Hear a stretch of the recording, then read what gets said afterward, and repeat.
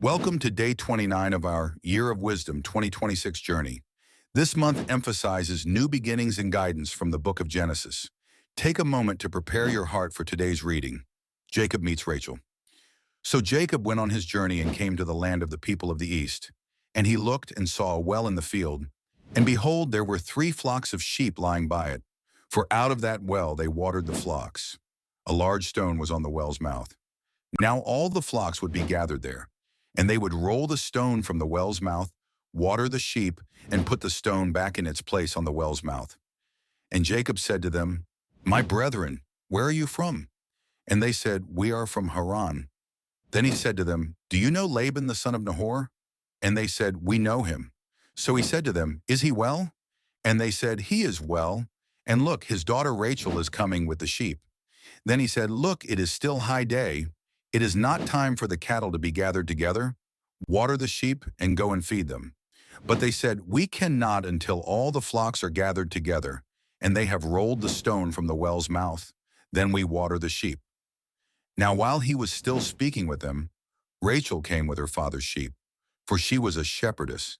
And it came to pass, when Jacob saw Rachel the daughter of Laban, his mother's brother, and the sheep of Laban, his mother's brother, that Jacob went near and rolled the stone from the well's mouth and watered the flock of Laban, his mother's brother.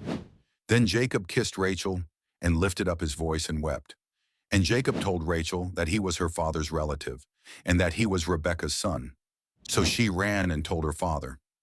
Then it came to pass, when Laban heard the report about Jacob, his sister's son, that he ran to meet him and embraced him and kissed him and brought him to his house.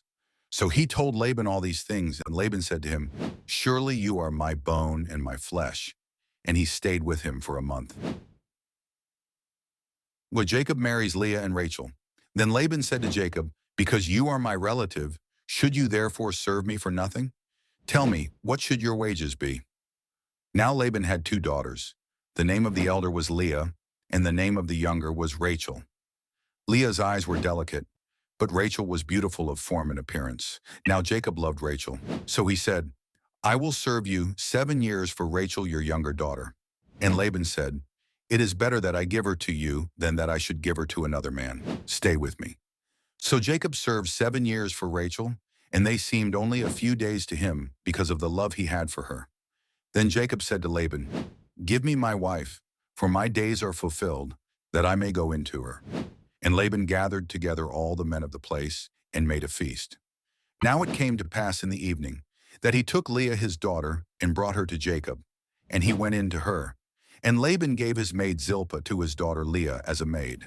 So it came to pass in the morning that, behold, it was Leah.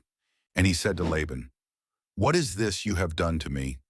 Was it not for Rachel that I served you? Why then have you deceived me?"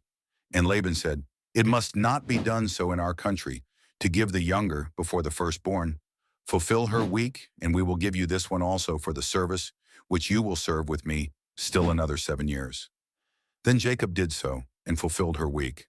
So he gave him his daughter Rachel as wife also, and Laban gave his maid Bilhah to his daughter Rachel as a maid. Then Jacob also went in to Rachel, and he also loved Rachel more than Leah, and he served with Laban still another 7 years.